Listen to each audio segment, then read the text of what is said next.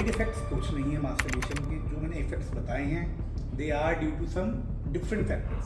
वो इसका आदी हो चुका है, एडिक्ट हो चुका है। बच्चे अपनी नॉलेज अपने साथ वाली एज वाले को ले रहे हैं, तो वो कितनी ही सही नॉलेज होगी। ऑफ कोर्स उसमें बहुत सारी misinformation. Hello and welcome to another episode of Doc Talk where we discuss health and homeopathy. और आज हम एक ऐसे टॉपिक को लेकर के आए हैं जो लोगों के सामने बहुत टैबू है। सोचते तो सब लोग हैं मगर कोई बात नहीं करता, एंड वो टॉपिक है मैस्टरबेशन। इसके अराउंड बहुत ज़्यादा awkwardness एंड मिथ फैली हुई है, and today we have doctor Titish with us to discuss the same. Welcome to the show doctor. Hello, I'm Noor. Thank you for welcoming me. And of course, masturbation से regarding काफ़ी myths हैं, and उसका simple reason ये है कि हम एक दूसरे से बात नहीं करते हैं उस बारे में, नाइदर हम किसी एक्सपर्ट से पूछते हैं। So what we end up doing is, हम अपने दोस्तों से या फिर अपनी एज के छोटे या बड़े 1-2 साल के गैप के दोस्तों से बात करके we gain our knowledge about masturbation, क्योंकि अपने पेरेंट्स से पूछने की शर्म के मारे हम पूछते नहीं हैं, and experts are not like providing the information about it directly. तो इसीलिए ये थोड़ा सा टैबू तो आपको बोल सकते हो आप ये है, but yes, we are here to talk about this and I hope it helps people. Absolutely, doctor. So let's start breaking the myths, as you already told कि ये एक बहुत ज़्यादा टैबू टॉपिक है जिसके बारे में लोग सोचते हैं बट बात नहीं करते हैं। और मैस्टरबेशन की जब बात करते हैं तो what are the very basic myths जो लोगों के अराउंड घूमते रहती हैं। ऑलरेडी टोल्ड यू कि हाँ टैबू है इस टॉपिक के सराउंडिंग में। काफ़ी ज़्यादा प्रॉब्लमेटिक चीज़ ये होती है कि लोग एक दूसरे से ही बात करते हैं, जो मैं बता चुका हूँ। मतलब जो बच्चे हैं वो भी अपने 1-2 साल के सीनियर जूनियर से बात करते हैं। I think this goes on with all the ages. Now if I talk about the myths, जो कॉमन मिथ्स मैंने सुनी थी अपने बचपन में, और अब जो मैं कॉमन मिथ्स सुनता हूँ अपने क्लिनिक में, वो कुछ फनी भी हैं और बहुत प्रॉब्लमेटिक भी है, बिकॉज वो बहुत misinformation kind of a thing है। So let's talk about one of a very common myth which I heard was कि इससे ना आई साइट वीक होती है। Second myth which is quite prevalent कि इससे टेस्टोस्टेरोन लेवल डाउन होता है, पेनिस की श्रिंकेज होती है, it can cause infertility, and sometimes people से इससे बोन डेंसिटी भी कम होती है। The common myth here is कि जिम में जो जिम गोइंग पीपल हैं, आई हैव हर्ड देम से, एडल्ट्स को बता रहा हूँ मैं अभी, आई हैव हर्ड देम से कि इससे हमारी जो मसल ग्रोथ है वो रिड्यूस हो जाती है, फिर लो ग्रोथ होती है muscles. So I have heard it like 1000 times from all my gym going people कि मास्टरबेशन से, masturbate while doing your exercise and all during that particular period, तो अपनी मसल ग्रोथ बहुत कम रहती है। तो these are some few myths जो मैंने सुनी हैं, they are quite irrelevant as of now, but I don't know how they developed, but they are still very much prevalent. Absolutely doctor. अब अगला सवाल, does masturbation has any real physical और mental effect, या सिर्फ एक ये psychological effect है जो कि गिल्ट और ओवर थिंकिंग की वजह से आता है? ऑफ कोर्स मास्टरबेशन के इफेक्ट हैं, फिजिकल भी हैं, इमोशनल पेन पे भी हैं, मेंटल पेन पे भी हैं, बट सिर्फ नेगेटिव इफेक्ट्स नहीं है। This is one thing I want to clear in this podcast कि सिर्फ नेगेटिव इफेक्ट नहीं है।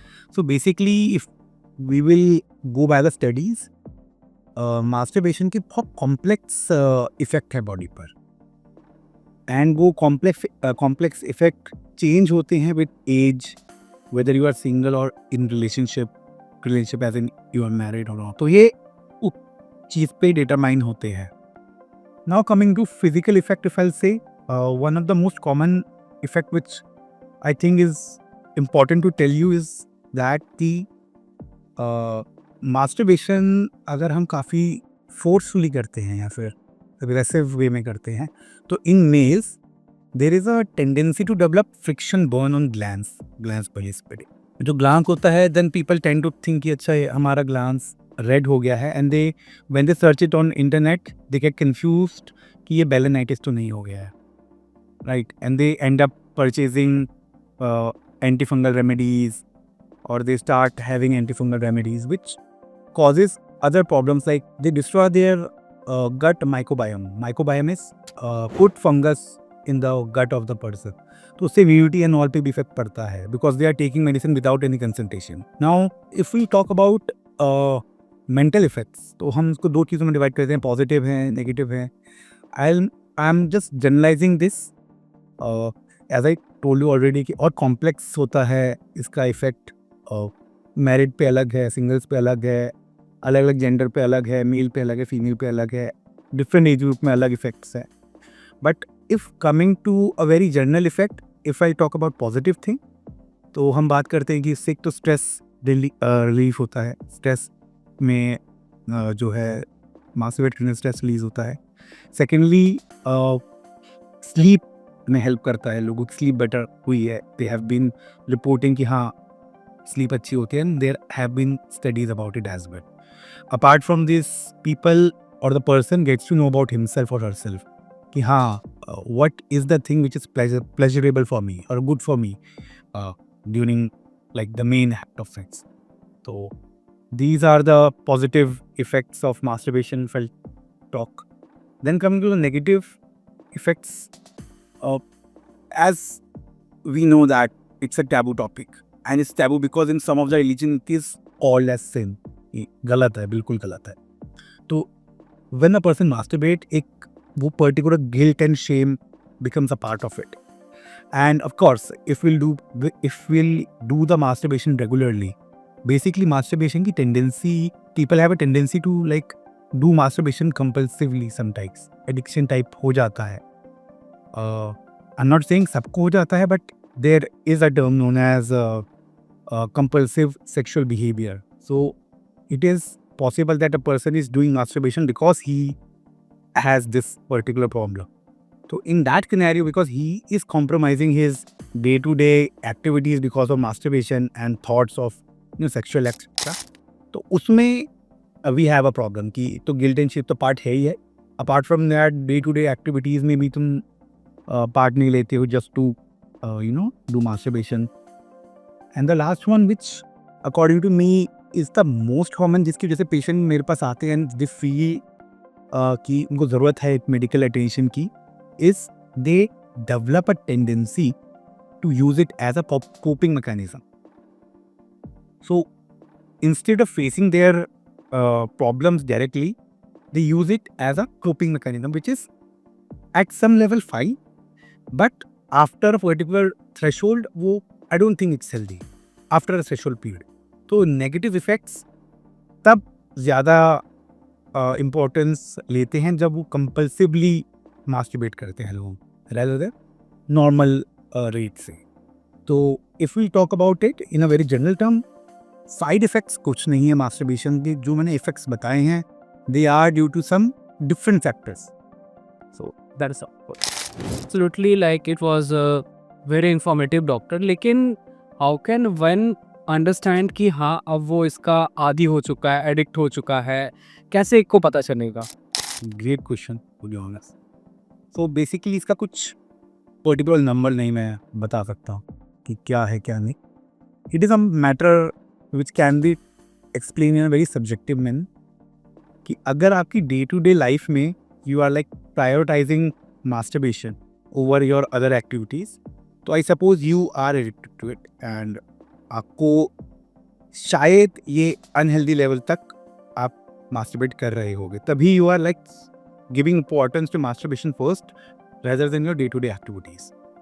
तो according to me it is not the number, but in a very subjective sense it's all about how much time or why you are masturbating at the end of the day. क्या reason है आपका masturbate करने का, वो भी हमारा इस चीज़ में कवर होता है कि अच्छा अगर फॉर एग्जाम्पल कोई स्ट्रेस की जैसे कर रहा है मास्टरबेट रेगुलरली, और उसकी लाइफ में स्ट्रेस आ ही जा रहा है बार बार, छोटी छोटी बातों पे इज गेटिंग स्ट्रेस और मास्टरबेट करता है, तो वो भी एक अनहेल्दी बिहेवियर है. Though he might not be addicted to it, but वो इतनी फ्रिक्वेंसी में कर रहा है तो हो सकता है कि वही एज आई टोल्ड यू भी फिजिकल सिम्टम्स आते हैं थोड़े बहुत, जैसे फ्रिक्शन बर्न एंड ऑल के. तो हो सकता है कि वो एक साइकिल में फंस जाए कि अच्छा मेरा ग्लांस रेड हो गया है, आई नीड मेडिसिन, या कुछ प्रॉब्लम हो गई, आई नीड मेडिसिन. तो it is they all in their mind, and it is a very subjective thing to ask कि क्या फ्रिक्वेंसी होनी चाहिए या फिर वेदर आई एम एडिक्टेड और not. So the only thing which like simplifying all this I have told you कि अगर आपकी डे टू डे एक्टिविटीज में you are prioritising masturbation over other activities, तो I think you should talk to your adults or a therapist. Make sense doctor. अब अगर किसी को लगता है कि हाँ उसको अपने हैबिट को बैलेंस करना है, तो what are the very basic steps one can take without being guilty या without overthinking? First of all, let me clear one thing, that doing masturbation is completely natural and normal. It's not a sin. बहुत problematic नहीं है. But if you are suffering, as I told you, if you are like doing masturbation excessively, or I'll say if you are like suffering from compulsive sexual behavior, तो आपकी tendency हो जाती है बहुत ज़्यादा मास्टरबेट करने की. Basically in that particular thing you think about fantasies and urges increase हो जाती हैं आपकी sexual, and masturbation is a part of those sexual energies and all. तो अगर आप कंपल्सिव सेक्सुअल बिहेवियर की कैटेगरी में like if you are suffering for that particular thing, तब आपकी मास्टरबेशन की फ्रिक्वेंसी बढ़ती है. एंड बिफोर टेलिंग मी क्या स्टेप्स हैं, let me just explain you in a very short way कि लोग करते क्यों हैं masturbation. Apart from compulsive sexual behaviour, normally लोग अपना सिर्फ कोपिंग मैकेनिज्म की तरह यूज़ करते हैं masturbation, but as I already told you कि instead of facing the problem directly, they'll use it as a coping mechanism. या उनकी लाइफ में बस एकदम से स्ट्रेस आया तो they like do masturbation to like relieve the stress. And if they are suffering from like sexual compulsive sexual behavior, तब उनमें बहुत चेंजेस होते हैं जिस वजह से ये चीज़ होती है. Like for example it could be possible कि उनके neurotransmitters are not working in a very balance state. Neurotransmitters like serotonin, dopamine, noradrenaline, ये बैलेंस स्टेट में काम नहीं कर रहे हैं. तो it tends them like it forces them to do masturbation, या उनको मास्टरबेशन करने का मन करता है उस टाइम पर. Apart from that, I have seen in old ages, I've seen patient who are getting treated for Parkinson's. उनमें भी masturbation की tendency बढ़ जाती है, right? And sometimes due to some brain damage during dementia also, in the particular disease known as dementia, कोई part का brain का part damage हो जाता है जिस वजह से उनकी सेक्सुअल हैबिट्स या फिर उनको अर्जी ज़्यादा होती है मास्टरबेट करने की. तो ये रीजंस हैं बेसिकली किस वजह से लोग मास्टरबेट ज़्यादा कर रहे हैं. नाउ कमिंग टू स्टेप्स कि हम क्या कर सकते हैं कि वो एक बैलेंस स्टेट में रहे. Until and unless you are not suffering from compulsive sexual behavior, the steps which you can take for to balance out masturbation is कि instead of like using it as a coping mechanism every time, try to face your problems directly. And other than that, अपने stressors को identify करो. Choose your stressors कि हाँ क्या मेरे triggers हैं जिस वजह से मैं बार बार masturbate कर रहा हूँ. तो these are the things which can be done. And if still you are not able to control masturbation, I think then you can seek a professional help. In homeopathy also, there are several proven medicines which can be used for like distorting the habit of masturbation. We can like not completely stop it because as I told you it's natural, but yes, we can reduce the number of time people use masturbation as a stress relieving or coping mechanism. अब एक बहुत important question, usually parents and children दोनों ही एक दूसरे के साथ open नहीं होते हैं इस टॉपिक पे बात करने के लिए. चाहते दोनों हैं, पेरेंट्स को भी, अगर पेरेंट्स ऑल्सो वांट कि हाँ वो अपने बच्चे से बात करे, एंड बच्ची भी अगर प्रॉब्लम में है तो दे ऑल्सो वांट कि हाँ वो पेरेंट्स से बात करे, बट समहाउ एक ऑकवर्डनेस है. तो what is one message which you want to give कि हाँ सो दैट ये ऑकवर्डनेस को हम हटा सकें?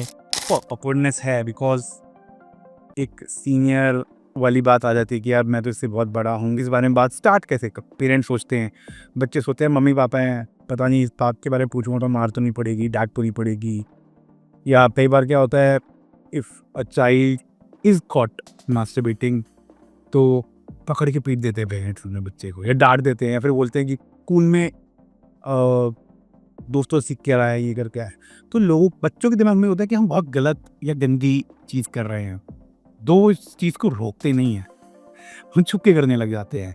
फिर वो इंफॉर्मेशन कलेक्ट कहाँ से करेंगे इसके बारे में? अपने फ्रेंड्स के, अपने क्लासमेट से, अपने, हो सकता है कोई 2-3 साल बड़े भैया हों, या फिर 2-3 साल बड़ी दीदी। आई डोंट थिंक फीमेल से इंटरेक्ट करेंगे, बट अगर कोई फीमेल या लड़की है तो वो अपनी 2-3 साल बड़ी दीदी टाइप से किसी से पूछेंगी कि मैं इज़ इट राइट और रॉन्ग, या फिर से क्या इफेक्ट है क्या नहीं है। तो instead of getting knowledge from someone of your own age, बच्चे अपनी नॉलेज अपने साथ वाली एज वाले से ले रहे हैं, तो वो कितनी ही सही नॉलेज होगी। ऑफ कोर्स उसमें बहुत सारी मिस इन्फॉर्मेशन, स्टीरियोटिपिकल विचारधारा, मास्टरबेशन के अराउंड, वो सब उनके दिमाग में आएगी।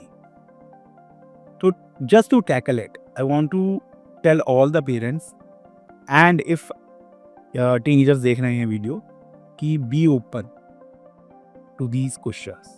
पेरेंट्स भी ओपन रहेंगे अगर ये क्वेश्चन उनका बच्चा बोलता है या पूछता है, even if they catch him और हर डूइंग दिस, तो बहुत पोलाइटली उनको समझाओ कि ठीक है बेटा, it's not a very wrong thing, it's completely natural, everything is fine, you don't have to be ashamed of it, but these are the good things about it, these are the negative impact which can happen around it, or these are the positive. Just tell them the effect and comfort them कि हाँ ये natural है, normal है, everybody is doing it, not saying everybody is doing it, but it's very common practice. तो instead of getting knowledge from someone, some of your peers, बच्चा आपसे, एक senior से, एक बड़े से नॉलेज ले रहा है ये चीज़।